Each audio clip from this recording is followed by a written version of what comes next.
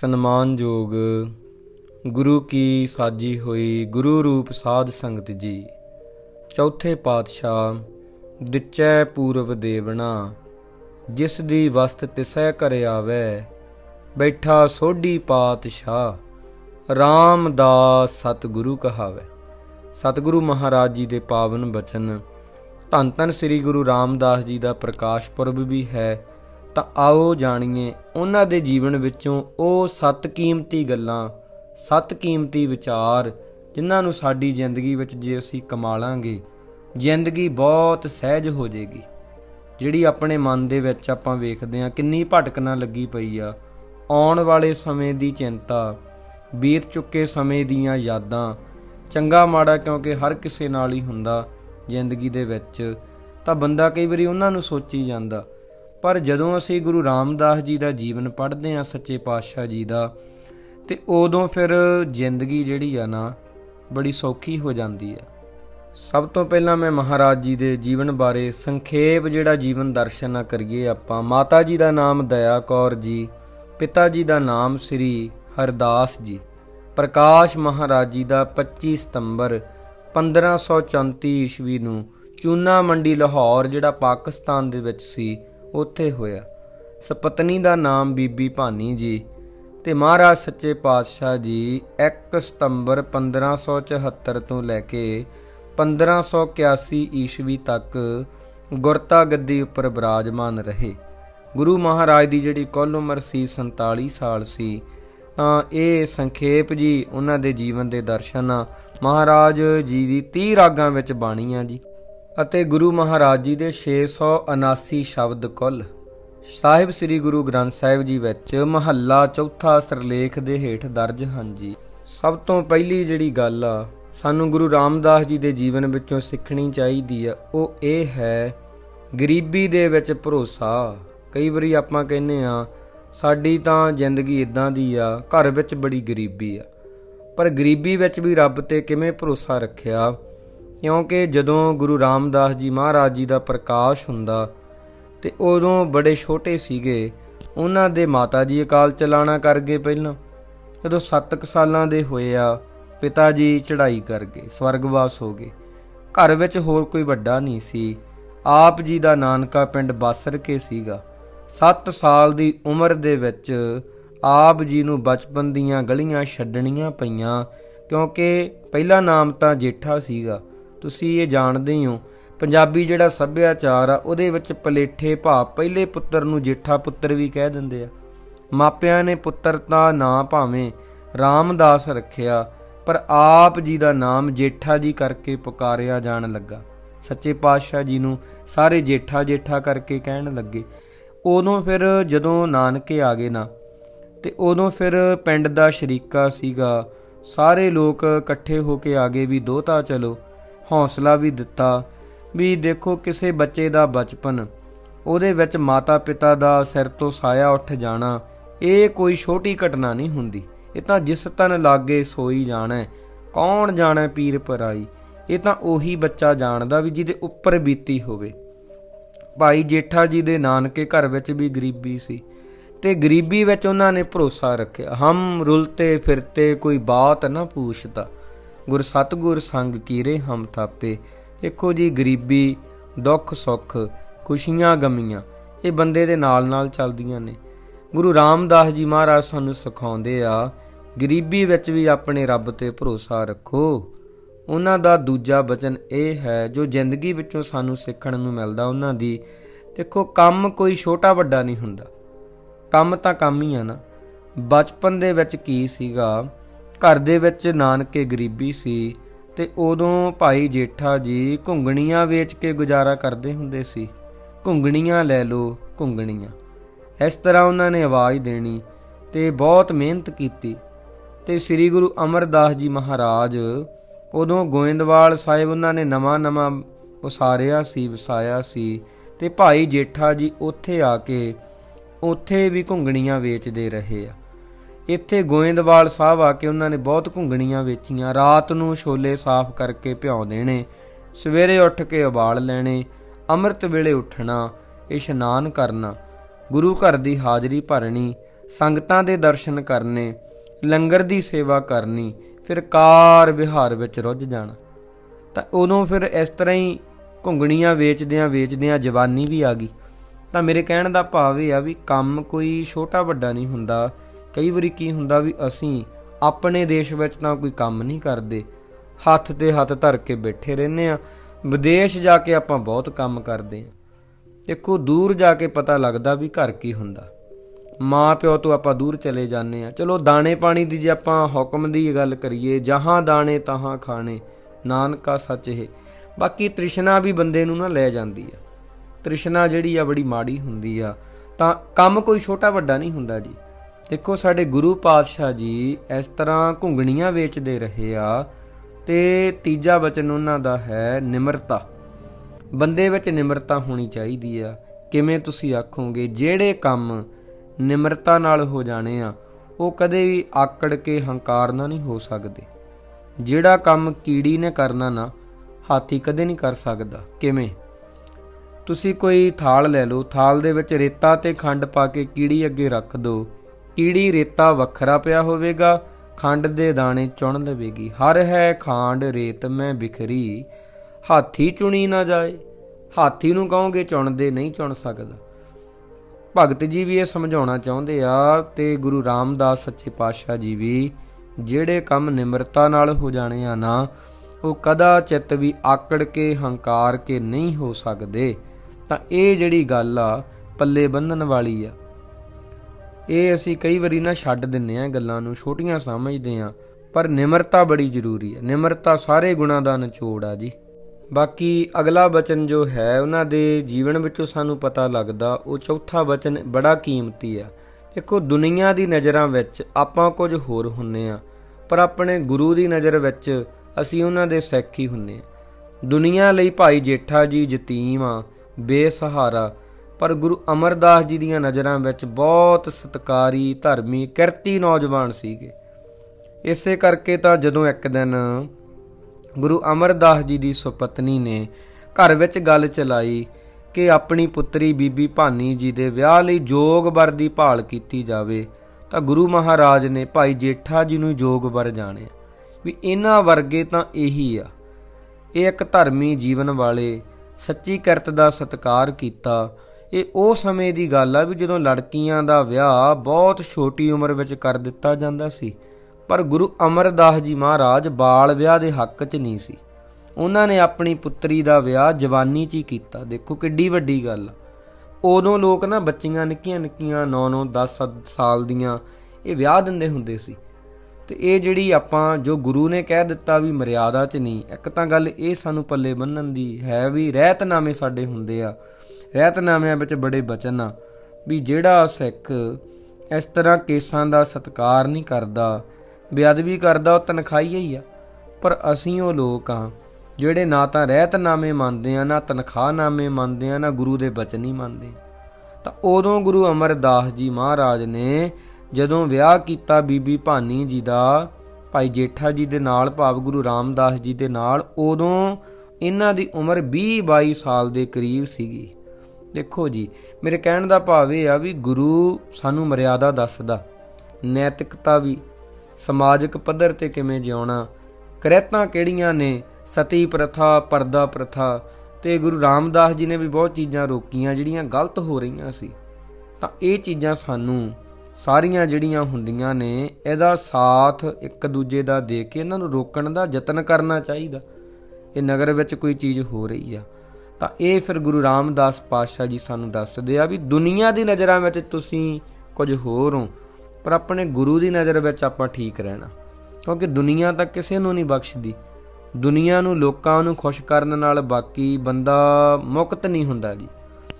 ਲੋਕਾਂ ਨੂੰ ਆਪਾਂ ਕਿਵੇਂ ਖੁਸ਼ ਕਰ ਦਾਂਗੇ? ਇੱਕ ਨੂੰ ਕਰਾਂਗੇ ਦੂਜਾ ਗੁੱਸੇ ਹੋ ਜੂ, ਦੂਜੇ ਨੂੰ ਕਰਾਂਗੇ ਤੀਜਾ। ਤੇ ਉਹ ਜੋ ਹੈ ਨਾ, ਇਹ ਬਚਨ ਸਾਰੇ ਸੇਵਾ ਅਗਲਾ ਬਚਨ ਹੈ। ਕਿਉਂਕਿ ਦੇਖੋ ਜੀ, ਕੁਝ ਰਿਸ਼ਤੇਦਾਰ ਜਦੋਂ ਲਾਹੌਰ ਤੋਂ ਗੋਇੰਦਵਾਲ ਸਾਹਿਬ ਆਏ ਆ, ਅੱਗੋਂ ਭਾਈ ਜੇਠਾ ਜੀ ਸਿਰ ਉੱਪਰ ਗਾਰੇ ਦੀ ਟੋਕਰੀ ਚੁੱਕੀ ਆ ਰਹੇ ਆ। ਦੇਖੋ ਸੇਵਾ ਦੀ ਗੱਲ ਕਰੀਏ, ਉਹਨਾਂ ਨੇ ਤੀਜੇ ਪਾਤਸ਼ਾਹ ਜੀ ਅੱਗੇ ਗਿਲਾ ਸ਼ਿਕਵਾ ਕੀਤਾ ਵੀ ਜਵਾਈ ਤੋਂ ਆਪਣੇ ਤੋਂ ਤੁਸੀਂ ਇਹੋ ਜਿਹੇ ਨੀਵੇਂ ਕੰਮ ਨਹੀਂ ਕਰਵਾ ਸਕਦੇ, ਨਾ ਤੁਹਾਨੂੰ ਕਰਵਾਉਣੇ ਨਹੀਂ ਚਾਹੀਦੇ। ਕਿਉਂਕਿ ਦੇਖੋ ਜੀ, ਇਹ ਤੁਹਾਡੇ ਜਵਾਈ ਬਣ ਚੁੱਕੇ ਆ। ਆਪਾਂ ਕੀ ਹੁੰਦਾ ਵੀ ਜਦੋਂ ਘਰ ਵਿੱਚ ਕੋਈ ਵੀ ਆਉਂਦਾ, ਜਵਾਈ ਆਉਂਦਾ ਜਿਹਦੇ ਨਾਲ ਸਾਡੀ ਲੜਕੀ ਦੀ ਸ਼ਾਦੀ ਹੋਈ ਹੁੰਦੀ ਆ, ਤੇ ਆਪਾਂ ਫਿਰ ਉਹਦਾ ਸਤਿਕਾਰ ਕਰਦੇ ਹਾਂ, ਬਹੁਤ ਅਦਬ ਕਰਦੇ ਹਾਂ। ਹੁਣ ਉਹਦੇ ਤੋਂ ਇਹੋ ਜਿਹਾ ਕੰਮ ਥੋੜ੍ਹੀ ਆਪਾਂ ਕਰਾਉਂਦੇ ਹਾਂ। ਤਾਂ ਉਦੋਂ ਫਿਰ ਦੇਖੋ ਗੁਰੂ ਮਹਾਰਾਜ ਵਿੱਚ ਨਿਮਰਤਾ ਕਿੰਨੀ ਹੋਵੇਗੀ, ਸੇਵਾ ਦੀ ਭਾਵਨਾ ਕਿੰਨੀ ਹੋਵੇਗੀ। ਉਦੋਂ ਸੁਣ ਕੇ ਭਾਈ ਜੇਠਾ ਜੀ ਨੇ ਇਹ ਬਚਨ ਸਤਿਗੁਰੂ ਮਹਾਰਾਜ ਨੂੰ ਆਖਿਆ, ਪਾਤਸ਼ਾਹ ਜੀ, ਇਹ ਭੁੱਲੇ ਲੋਕ ਆ, ਇਹਨਾਂ ਨੂੰ ਮਾਫ ਕਰ ਦਿਓ। ਭਾਈ ਜੇਠਾ ਜੀ ਵਿੱਚ ਇੰਨੀ ਸਹਿਨਸ਼ੀਲਤਾ, ਨਿਮਰਤਾ ਸੀਗੀ। ਤਾਂ ਇਹ ਸੇਵਾ ਭਾਵਨਾ ਦੀ ਗੱਲ ਤਾਂ ਹੈ ਹੀ। ਇਹਦੇ ਨਾਲ ਜਿਹੜਾ ਅਗਲਾ ਬਚਨ ਆ ਨਾ, ਉਹ ਸਹਿਨਸ਼ੀਲਤਾ ਹੀ ਆ। ਅੱਜ ਦੇ ਜਿਹੜੇ ਲੋਕ ਆ ਉਹਨਾਂ ਵਿੱਚ ਸਹਿਨਸ਼ੀਲਤਾ ਬਿਲਕੁਲ ਵੀ ਹੈ ਨਹੀਂ। ਉਹ ਇੱਕ ਦੂਜੇ ਨੂੰ ਬੜੀ ਕਾਹਲ ਨਾਲ ਮਿਲਦੇ ਆ, ਤੇ ਕਾਹਲੀ ਕਰਨਾ ਸ਼ੈਤਾਨ ਬੰਦੇ ਦਾ ਕੰਮ ਹੁੰਦਾ। ਕਾਹਲੀ ਵਿੱਚ ਕੀਤੇ ਕੰਮ ਵਾਰ-ਵਾਰ ਕਰਨੇ ਪੈਂਦੇ ਆ, ਕਈ ਵਾਰ ਕਰਨੇ ਪੈਂਦੇ ਆ। ਤਾਂ ਬੰਦਾ ਜਿਹੜਾ ਹੈ ਇਹ ਚੀਜ਼ਾਂ ਕਰਦਾ ਹੀ ਆ। ਸਹਿਨਸ਼ੀਲਤਾ ਅੱਜ ਦੇ ਲੋਕਾਂ ਵਿੱਚ ਬਿਲਕੁਲ ਵੀ ਹੈ ਨਹੀਂ। ਅੱਜ ਦੇ ਲੋਕਾਂ ਦੇ ਦੁੱਖ ਨਹੀਂ ਵਧੇ, ਸਹਿਨਸ਼ੀਲਤਾ ਘਟੀ ਆ। ਸਮਝ ਲਓ ਜਿਹਨੂੰ ਸਹਿਣਾ ਆ ਗਿਆ ਤੇ ਉਹਨੂੰ ਰਹਿਣਾ ਆ ਗਿਆ। ਲੋਕਾਂ ਨੂੰ ਇਸ ਕਰਕੇ ਰਹਿਣਾ ਸਹਿਣਾ ਨਹੀਂ ਆਉਂਦਾ ਕਿਉਂਕਿ ਉਹਨਾਂ ਵਿੱਚ ਸਹਿਨਸ਼ੀਲਤਾ ਹੀ ਹੈ ਨਹੀਂ।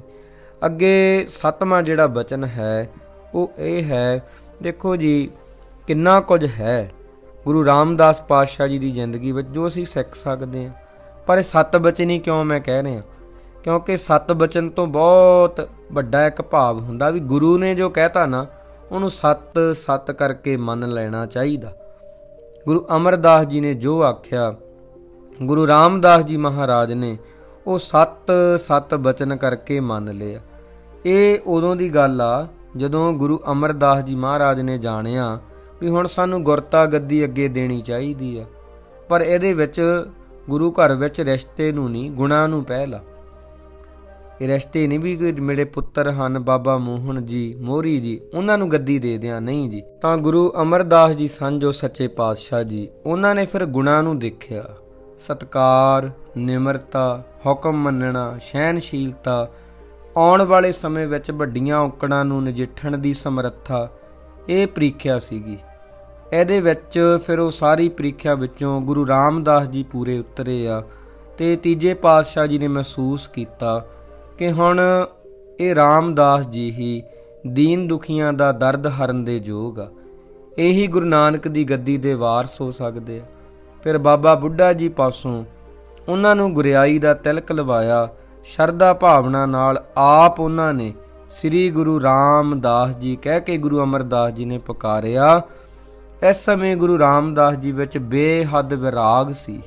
ਕਹਿਣ ਲੱਗੇ, ਮਹਾਰਾਜ ਜੀ, ਤੁਸੀਂ ਜਾਣਦੇ ਹੋ ਨਾ ਮੈਂ ਲਾਹੌਰ ਦੀਆਂ ਗਲੀਆਂ 'ਚ ਕਿਵੇਂ ਨਿਆਸਰਾ ਹੋ ਕੇ ਨਿਕਲਿਆ ਸੀ। ਇੰਨੀ ਰਹਿਮਤ ਕੀਤੀ, ਮੈਨੂੰ ਕੀੜੇ ਨੂੰ, ਕਰਮ ਨੂੰ ਆਪਣੀ ਕਿਰਪਾ ਦਾ ਪਾਤਰ ਬਣਾ ਲਿਆ। ਹਮ ਰੁਲਤੇ ਫਿਰਤੇ ਕੋਈ ਬਾਤ ਨਾ ਪੂਛਤਾ। ਮਹਾਰਾਜ ਦੇ ਆਪਣੇ ਬਚਨਾਂ, ਗੁਰ ਸਤਿਗੁਰ ਸੰਗ ਕੀਰੇ ਹਮ ਥਾਪੇ।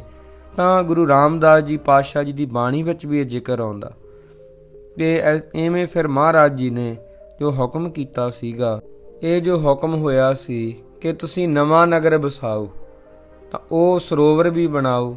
ਮਹਾਰਾਜ ਨੇ ਸਾਰੇ ਹੁਕਮਾਂ ਨੂੰ 7 ਕਰਕੇ ਮੰਨਿਆ ਨਾ। ਤਾਂ ਇਹੀ ਮੈਂ ਕਹਿ ਰਿਹਾ ਕਿ ਜਿਹੜੇ 7 ਬਚਨ ਆ, ਮਹਾਰਾਜ ਜੀ ਦਾ 7 ਬਚਨ ਕਹਿ ਦੇਣਾ ਵੀ 7 ਬਚਨ, ਜੋ ਗੁਰ ਕਹੈ ਸੋਈ ਭਲ ਮਾਨੋ, ਹਰ ਹਰ ਕਥਾ ਨਿਰਾਲੀ। ਤਾਂ ਉਦੋਂ ਫਿਰ ਸਾਰੇ ਕਾਰਜ ਹੀ ਰਾਸ ਹੋ ਜਾਂਦੇ ਆ। ਹੁਣ ਦੂਜੇ ਪਾਸੇ ਆਪਾਂ ਵੇਖਦੇ ਹਾਂ ਕਿ ਜਦੋਂ ਗੁਰੂ ਰਾਮਦਾਸ ਜੀ ਗੁਰਤਾ ਗੱਦੀ ਤੇ ਸਜਦੇ ਆ, ਉਹਨਾਂ ਨੇ ਬਹੁਤ ਵਿਕਾਸ ਕੀਤਾ। ਗੁਰੂ ਰਾਮਦਾਸ ਜੀ ਦੇ ਸਮੇਂ ਅਕਬਰ ਦਾ ਸਮਾਂ ਸੀਗਾ। ਪੰਜਾਬ ਦੇ ਵਿੱਚ ਸ਼ਾਂਤੀ ਦਾ ਮਾਹੌਲ ਸੀ ਕਿਉਂਕਿ ਅਕਬਰ ਗੁਰੂ ਘਰ ਦਾ ਬਹੁਤ ਸਤਿਕਾਰ ਕਰਦਾ ਸੀ। ਪਰ ਮੁਗਲ ਸਰਕਾਰ ਵੱਲੋਂ ਤਾਂ ਕੋਈ ਖਤਰਾ ਨਹੀਂ ਸੀ, ਪਰ ਆਪਣੇ ਗੁਰੂ ਪਰਿਵਾਰ ਵਿੱਚੋਂ ਕੁਝ ਵਿਰੋਧੀ ਸੀ ਜਿਹੜੇ ਸਿੱਖ ਸੰਗਤਾਂ ਦੇ ਨਾਲ ਵੀ ਤੇ ਗੁਰੂ ਘਰ ਦੇ ਨਾਲ ਵੀ ਵਿਰੋਧ ਵਿੱਚ ਚੱਲਦੇ ਸੀ ਤੇ ਕੱਚੇ ਗੁਰੂ ਬਣ ਕੇ ਬਹਿ ਗਏ ਸੀ। ਗੁਰੂ ਰਾਮਦਾਸ ਜੀ ਦੀ ਸ਼ਖਸੀਅਤ ਇੰਨੀ ਪਿਆਰੀ ਸੀ, ਨਿਆਰੀ ਸੀ, ਸਾਰੀਆਂ ਸੰਗਤਾਂ ਦਰਸ਼ਨ ਕਰਕੇ ਨਿਹਾਲ ਹੋ ਜਾਂਦੀਆਂ। ਚੌਥੇ ਪਾਤਸ਼ਾਹ ਜੀ ਨੇ ਬਹੁਤ ਵੱਡੇ ਵੱਡੇ ਕਾਰਜ ਕੀਤੇ ਆ ਜੀ, ਤੇ ਸਿੱਖ ਧਰਮ ਦੇ ਪ੍ਰਚਾਰ ਲਈ, ਪਸਾਰ ਲਈ ਗੁਰਤਾ ਗੱਦੀ ਤੇ ਬਿਰਾਜਮਾਨ ਹੋਣ ਬਾਅਦ ਮਹਾਰਾਜ ਨੇ ਆਪਣਾ ਟਿਕਾਣਾ, ਪੱਕਾ ਟਿਕਾਣਾ ਅੰਮ੍ਰਿਤਸਰ ਦੀ ਧਰਤੀ ਤੇ ਕਰ ਲਿਆ, ਜਿੱਥੇ ਆਪਾਂ ਅੱਜ ਜਾਂਦੇ ਹਾਂ। ਹਰਿਮੰਦਰ ਸਾਹਿਬ ਦੇ ਦਰਸ਼ਨ ਕਰਦੇ ਹਾਂ, ਦਰਬਾਰ ਸਾਹਿਬ ਦੇ। ਸ੍ਰੀ ਗੁਰੂ ਨਾਨਕ ਦੇਵ ਜੀ ਮਹਾਰਾਜ ਜੀ ਦੇ ਆਸ਼ੇ ਨੂੰ ਮੁੱਖ ਰੱਖ ਕੇ ਮਹਾਰਾਜ ਨੇ 52 ਜਾਤਾਂ ਤੇ ਕਿੱਤਿਆਂ ਦੇ ਲੋਕਾਂ ਨੂੰ ਨਵੇਂ ਨਗਰ 'ਚ ਵਸਾਇਆ। ਇੰਨੇ ਲੋਕਾਂ ਨੂੰ ਰੁਜ਼ਗਾਰ ਦਿੱਤਾ ਕਿ 52 ਤਰ੍ਹਾਂ ਦੇ ਵਪਾਰੀ, ਛੋਟੇ ਵੱਡੇ ਵੀ ਸਾਰੇ ਆ ਕੇ ਇੱਥੇ ਵਪਾਰ ਕਰੋ। ਕਿਉਂਕਿ ਇੱਥੇ ਨਾਲ ਕੀ ਹੋਊਗਾ, ਇਸ ਤਰ੍ਹਾਂ ਜਦੋਂ 52 ਤਰ੍ਹਾਂ ਦੇ ਲੋਕ ਆਉਣਗੇ, ਕੋਈ ਮੁਸਲਮਾਨ, ਕੋਈ ਸਨਾਤਨੀਆਂ, ਕੋਈ ਬੋਧੀ, ਸਾਰਿਆਂ ਦਾ ਆਪਸ ਵਿੱਚ ਪਿਆਰ ਬਣ ਜਾਵੇਗਾ। ਇਵੇਂ ਮਨ ਦੇ ਵਿੱਚ ਏਕਤਾ, ਕੌਮੀਅਤ ਦੀ ਭਾਵਨਾ ਪੈਦਾ ਹੋਵੇਗੀ ਤੇ ਸ਼ਹਿਰ ਇਹ ਜਿਹੜਾ ਸੀ ਹੌਲੀ ਹੌਲੀ ਬਹੁਤ ਵੱਡਾ ਧਾਰਮਿਕ ਤੇ ਵਪਾਰਕ ਕੇਂਦਰ ਬਣ ਗਿਆ। ਨਗਰ ਵਸਾਉਣ ਤੋਂ ਬਾਅਦ ਅੰਮ੍ਰਿਤਸਰ ਸਰੋਵਰ ਦਾ ਟੱਕ ਦੁੱਖ ਭੰਜਣੀ ਬੇਰੀ, ਜਿੱਥੇ ਤੁਸੀਂ ਦਰਸ਼ਨ ਕੀਤੇ ਹੋਣਗੇ, ਉਹਦੇ ਕੋਲ ਲਾਇਆ। ਗੁਰੂ ਮਹਾਰਾਜ ਨੇ ਹਰ ਕਿਸੇ ਜਾਤ ਪਾਤ ਦੇ ਆਦਮੀ ਨੂੰ ਜਲ ਪੀਣ ਤੇ ਇਸ਼ਨਾਨ ਕਰਨ ਦੀ ਖੁੱਲ੍ਹ ਦਿੱਤੀ। ਇਹ ਸਰੋਵਰ ਦੇ ਨਾਂ ਤੇ ਸਮਾਂ ਪਾ ਕੇ ਸ਼ਹਿਰ ਦਾ ਨਾਂ ਅੰਮ੍ਰਿਤਸਰ ਮਸ਼ਹੂਰ ਹੋ ਗਿਆ। ਗੁਰੂ ਪਿਆਰਿਓ, ਜਿਸ ਤਰ੍ਹਾਂ ਤੀਜੇ ਪਾਤਸ਼ਾਹ ਜੀ ਨੇ ਸਿੱਖੀ ਦੇ ਪ੍ਰਚਾਰ ਲਈ 22 ਮੰਜੀਆਂ ਥਾਪੀਆਂ ਸੀ ਨਾ, ਇਸੇ ਤਰ੍ਹਾਂ ਗੁਰੂ ਰਾਮਦਾਸ ਜੀ ਮਹਾਰਾਜ ਜੀ ਨੇ ਤੇ ਉਹ ਫਿਰ ਮਸੰਦਾਂ ਦੀ ਪ੍ਰਥਾ ਜਿਹੜੀ ਕਾਇਮ ਕੀਤੀ। ਮਸੰਦਾਂ ਦੀ ਜ਼ਿੰਮੇਵਾਰੀ ਸੀ ਵੀ ਆਪਣੇ ਇਲਾਕੇ ਵਿੱਚ ਜਾਣਗੇ, ਧਰਮ ਦਾ ਪ੍ਰਚਾਰ ਕਰਨਗੇ, ਸੰਗਤਾਂ ਜੋ ਵੀ ਕਾਰ ਭੇਟਾ ਦਿਆ ਕਰਨਗੀਆਂ ਉਹ ਗੁਰੂ ਘਰ ਪਹੁੰਚਾਇਆ ਕਰਨਗੇ। ਇਸ ਤਰ੍ਹਾਂ ਸਿੱਖਾਂ ਦਾ ਸਿੱਖੀ ਦੇ ਕੇਂਦਰ ਨਾਲ ਪੱਕਾ ਸੰਬੰਧ ਦੂਰ ਦੂਰ ਤੱਕ ਕਾਇਮ ਹੋ ਗਿਆ ਜੀ। ਇਹ ਜਿਹੜੀ ਦਸਵੰਧ ਦੇਣ ਦੀ ਮਰਿਆਦਾ ਹੈ ਨਾ, ਇਹ ਗੁਰੂ ਰਾਮਦਾਸ ਜੀ ਨੇ ਸ਼ੁਰੂ ਕੀਤੀ ਸੀ। ਕਿਉਂ ਸੀ? ਇਹਦਾ ਮਕਸਦ ਕੀ ਸੀ? ਸਾਂਝੇ ਤੇ ਕੌਮੀ ਕਾਰਜਾਂ ਲਈ ਸਾਂਝੀ ਗੋਲਕ ਵਿੱਚੋਂ ਲੋੜਵੰਦਾਂ ਦੀ ਮਦਦ ਕੀਤੀ ਜਾਵੇ। ਮਹਾਰਾਜ ਕਿਸੇ ਗਰੀਬ ਨੇ ਆ ਜਾਣਾ ਨਾ, ਬੇਸਹਾਰੇ ਨੇ ਆ ਜਾਣਾ ਤੇ ਉਹਦੀ ਬਹੁਤ ਮਦਦ ਕਰਨੀ ਮਹਾਰਾਜ ਜੀ ਨੇ। ਜੇ ਉਹਨੇ ਕਹਿਣਾ ਮੇਰੇ ਕੋਲ ਪੈਸੇ ਹੈ ਨਹੀਂ, ਮਹਾਰਾਜ ਨੇ ਉਹਨੂੰ ਪੈਸੇ ਦੇ ਕੇ ਉਹਦਾ ਵਪਾਰ ਸ਼ੁਰੂ ਕਰਵਾ ਦੇਣਾ। ਆਖਣਾ ਤੂੰ ਵਪਾਰ ਕਰ, ਜਦੋਂ ਮੁਨਾਫਾ ਹੋ ਜਾਵੇਗਾ ਨਾ ਉਦੋਂ ਦੇ ਜਾਈਂ।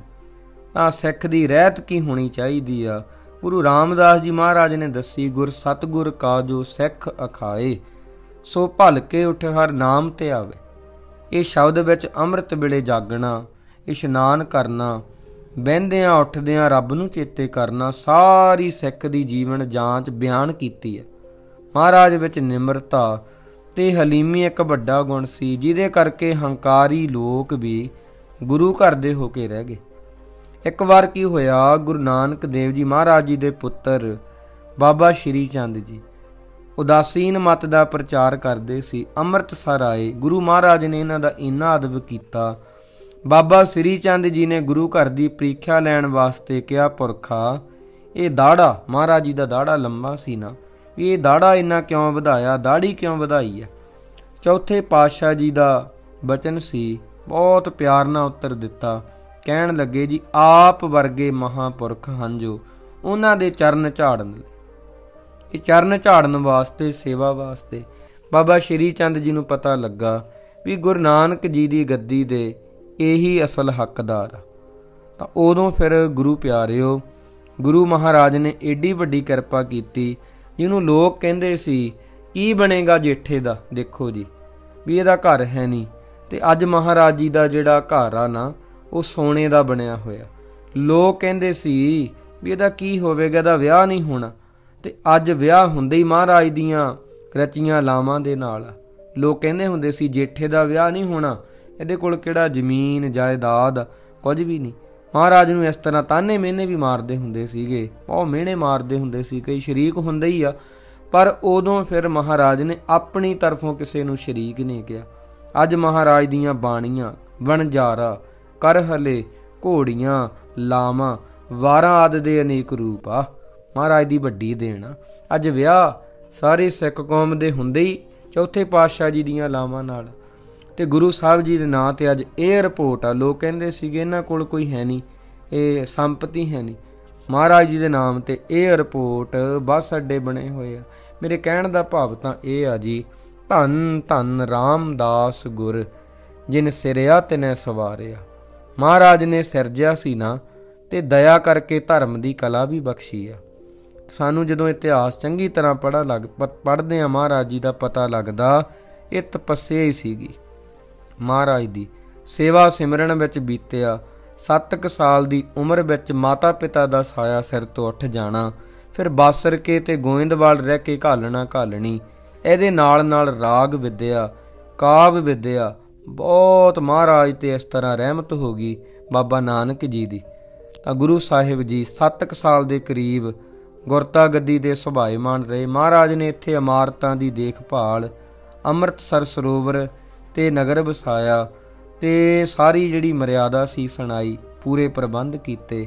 ਗੁਰੂ ਮਹਾਰਾਜ ਦੀ ਜਿਹੜੀ ਸਰੀਰ ਦੀ ਉਮਰ ਆ ਨਾ ਸਾਧ ਸੰਗਤ ਜੀ, ਤੇ ਵੈਸੇ ਤਾਂ ਸਤਿਗੁਰ ਮੇਰਾ ਸਦਾ ਸਦਾ ਨਾ ਆਵੇ ਨਾ ਜਾਏ, ਤੇ ਉਹ ਕੁੱਲ ਉਮਰ ਜਿਹੜੀ ਸਰੀਰ ਦੀ ਆਪਾਂ ਕਹਿੰਦੇ 47 ਸਾਲ ਬਣਦੀ ਹੈ। ਬੱਚਿਆਂ ਨੂੰ ਜ਼ਰੂਰ ਦੱਸਿਓ ਗੁਰੂ ਮਹਾਰਾਜ ਨੇ ਕਿਸ ਤਰ੍ਹਾਂ ਭਾਈ ਸਿੱਖ ਧਰਮ ਦਾ ਪ੍ਰਚਾਰ ਕੀਤਾ, ਪਸਾਰ ਕੀਤਾ। ਗੁਰੂ ਰਾਮਦਾਸ ਜੀ ਦੇ ਪ੍ਰਕਾਸ਼ ਪੁਰਬ ਦੀ ਸਾਰੀਆਂ ਸੰਗਤਾਂ ਨੂੰ ਵਧਾਈ ਹੋਵੇ। ਗੁਰੂ ਮਹਾਰਾਜ ਕਿਰਪਾ ਕਰਨ, ਸਭ ਨੂੰ ਸਿੱਖੀ ਦੀ ਦਾਤ ਬਖਸ਼ਿਸ਼ ਕਰਨ। ਅੰਮ੍ਰਿਤ ਛਕੋ ਭਾਈ, ਸਿੰਘ ਸਜੋ, ਗੁਰੂ ਵਾਲੇ ਬਣੋ, ਮਾੜੀਆਂ ਆਦਤਾਂ ਛੱਡੋ ਜੀ। ਦੇਹੋ ਸੱਜਣ ਅਸੀਸੜੀਆਂ, ਜੋ ਹੋਵੇ ਸਾਹਿਬ ਸਿਉ ਮੇਲ। ਵਾਹਿਗੁਰੂ ਜੀ ਕਾ ਖਾਲਸਾ, ਵਾਹਿਗੁਰੂ ਜੀ ਕੀ ਫਤਿਹ।